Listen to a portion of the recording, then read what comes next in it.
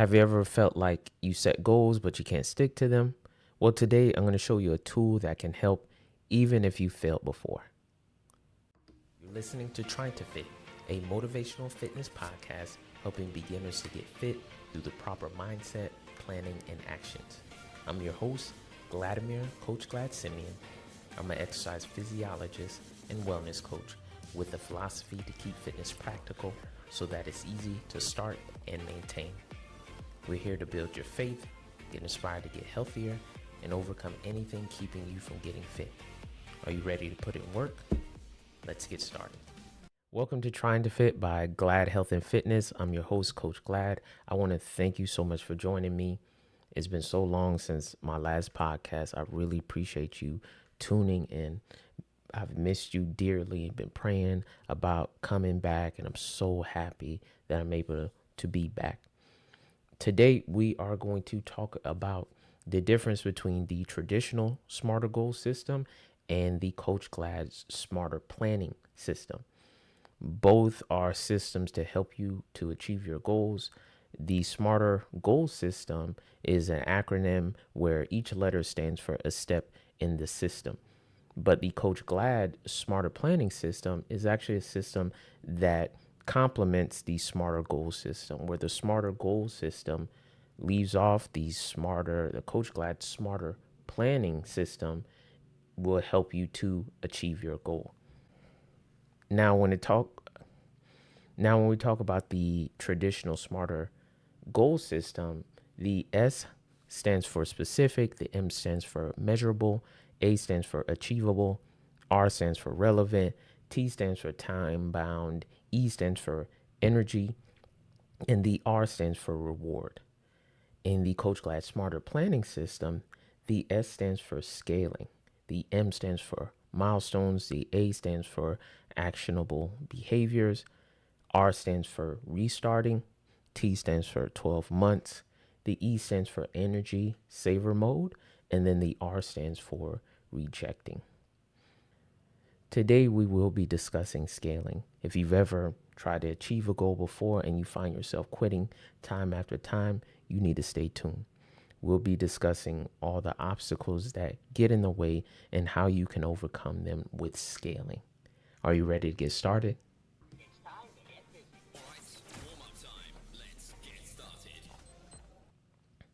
Let's start with a quote. This is by a good friend of mine named Leandro Odero. He always says that direction is more important than speed. Why is direction more important than speed? When you have a goal, setting a goal, it helps you to stay clear and you have a direction and you have a destination that you want to achieve. It helps you to focus your time, your energy on what actually matters. And then it's easy for you to stay consistent because you're able to see yourself making progress towards that goal. But when you don't have a goal, it's easy for you to drift off and get distracted. You really can't hold yourself accountable to the goal because it's so vague. And it's hard for you to attain the goal because you don't have a real destination. But with the Coach Glad Smarter Planning system, it gives you a roadmap on how to achieve your goal. The Smarter Goal system helps you to plan your destination or your goal, but the Coach Glad Smarter Planning system gives you a roadmap to follow, just like if you were planning a road trip, because details matter. You need to know how fast you're going to go, which road you're going to take, how long you're going to stay at a particular place, because all that stuff matters. Now, there's a research article by the Dominican University study by Dr. Gail Matthews back in 2007, and they wanted to find out, does planning really help? They had 267 participants from various industries and backgrounds, and they split them up into 4 groups. Now, the first group, they only thought about their goals. The second group wrote about their goals.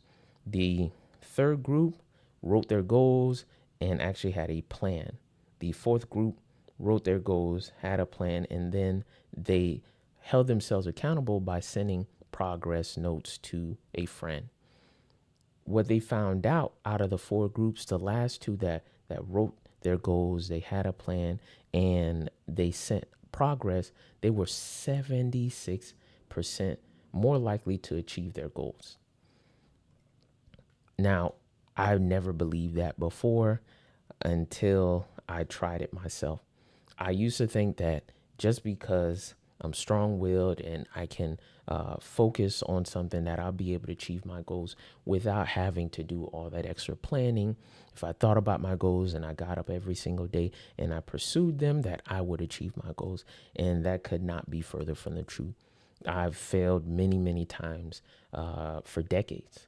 And it was tough for me to come to that realization. And it wasn't until I started scaling that I started to see progress.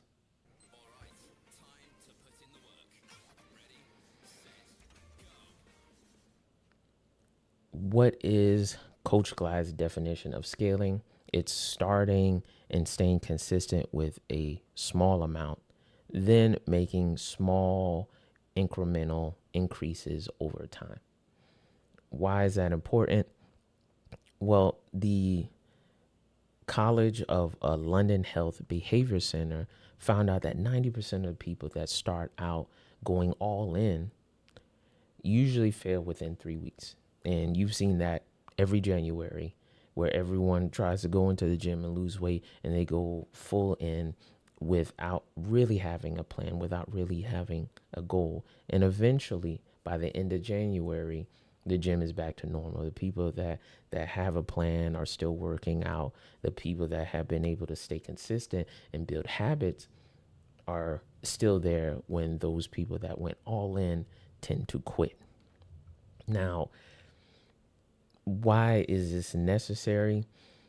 You need to develop success habits, and you're not going to be able to change unless you put in that extra work. You put in that extra work of planning, because it's so easy for you to become overwhelmed.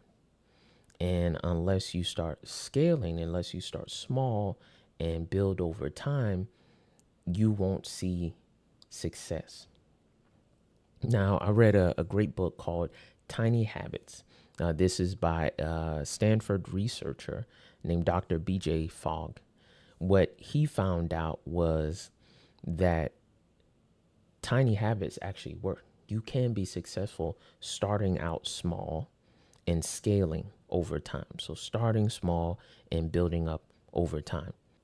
You found out that you need to do three things. So there's 3 steps in this process for you to be successful with scaling. Now, you want to, number one, start out with a small habit. And it has to be small, it has to be manageable, and it has to be easy. You have to be realistic with yourself, and you have to choose something that you're able to manage. The second step is you want to anchor it to an existing habit. In the book, he talked about wanting to improve on his push ups. So when he woke up in the morning, he would use the restroom and he would drop down and do 2 push ups. Yes, 2 push ups. Tiny, tiny habit to start with, but that was something that was manageable for him. So he would wake up, you would use the restroom, then do the 2 push-ups. And then he also wanted to improve on flossing. So after he brushed his teeth, he would floss. He tied those 2 things to an anchor of first thing he does when he wakes up in the morning, uses the restroom, and then brushing his teeth. Those are the 2 anchors to of the existing routines. And the third and probably the most important thing, the secret sauce, was celebrating immediately. Yes, he celebrated doing 2 push-ups. He celebrated flossing. Why is this the secret sauce? The celebration actually changes the wiring in your brain. It actually ties emotion to the habit. If you want the habit to stick, you want to tie an emotion to the habit, and it changes the wiring in your brain so that now you look forward to doing the 2 push-ups. You look forward to making that change. Now, step 1, start out tiny. Step 2, find an anchor. And 3, probably the most important thing, celebrate immediately. If you don't celebrate yourself, who will? And yes, you celebrate yourself even with these small things. Can you succeed doing the small things? Yes. Is it kind of embarrassing starting small? Yeah, but you've tried bigger things and you failed at bigger things. Are you brave enough to try doing something different? Are you brave enough to start with something small? Do you want something different? You have to try something different.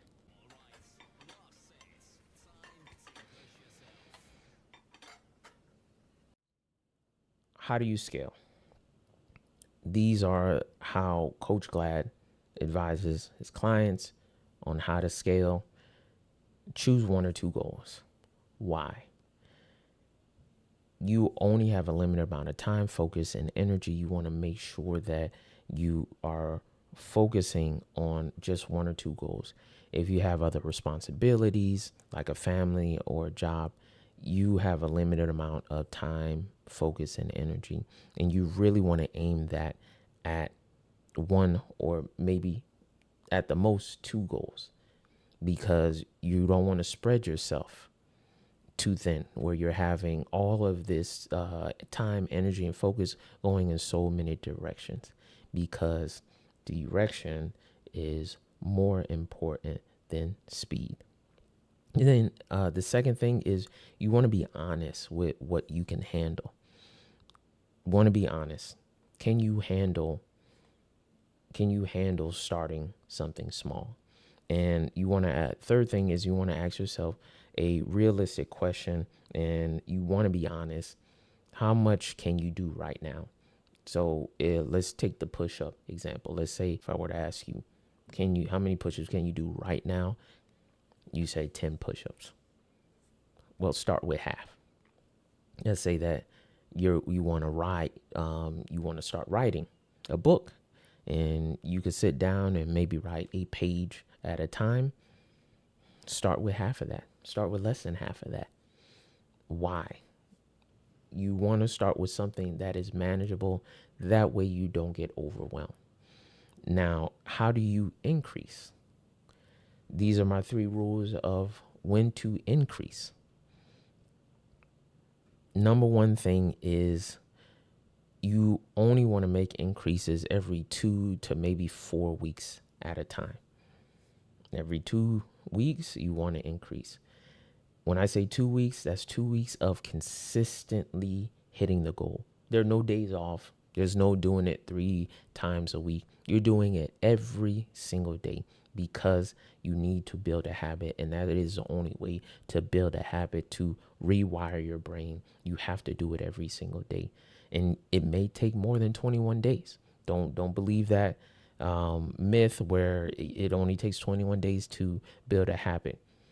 That's true for small things, but for big things, it may take up to 6 months. But you want to be focused and doing something every single day. If you can stay consistent with it every single day for 2 weeks, then you want to increase a little bit at a time. Now, the number 2 rule is the amount versus the intensity. So you never want to increase the amount and the intensity at the same time. So you don't want to increase the number of push-ups and make it harder for you to complete the push-ups. If we take running, for example, you want to increase the distance before you increase the speed. Because if you increase the speed, you're going to increase the intensity. But if you increase the distance, you're making it a little bit harder on yourself, but you're not making it super hard by increasing the intensity.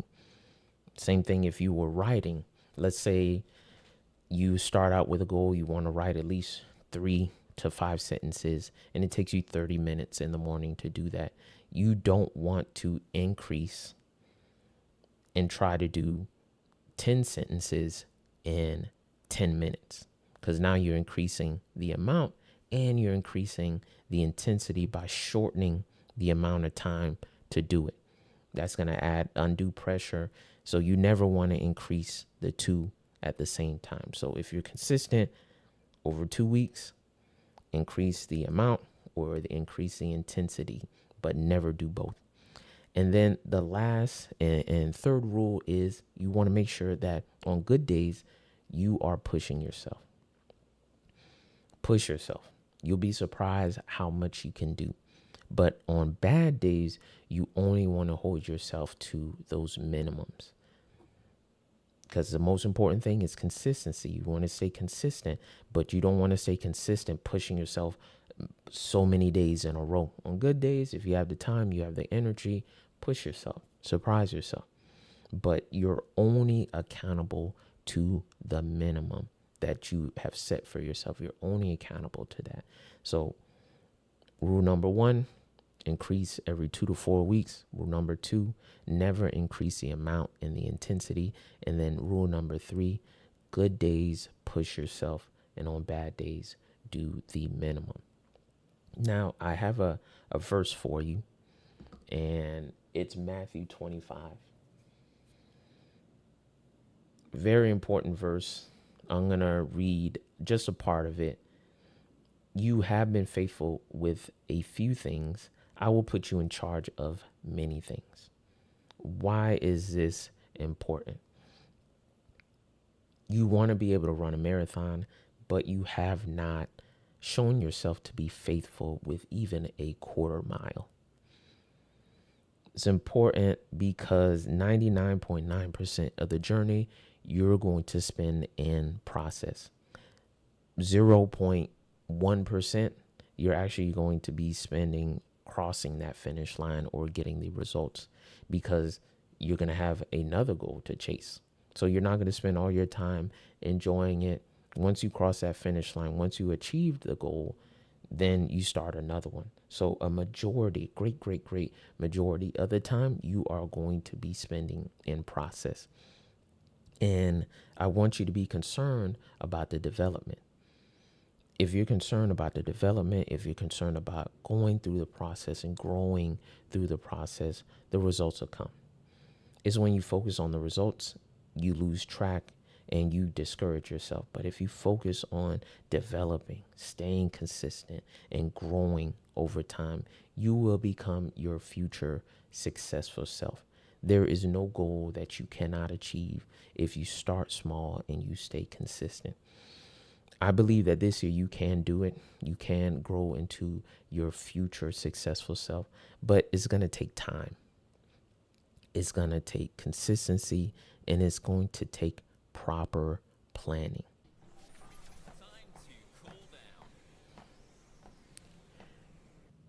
Thank you for listening to Trying to Fit by Glad Health and Fitness. I'm your host, Coach Glad.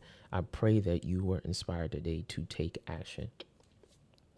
Don't forget to follow me on all your favorite platforms, and join me next time when we'll talk about the next phase of the smarter planning system, when we're talking about milestones.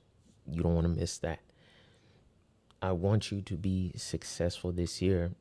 I believe you can make this happen. All you need is a better system of setting goals and planning, and you will reach your goals.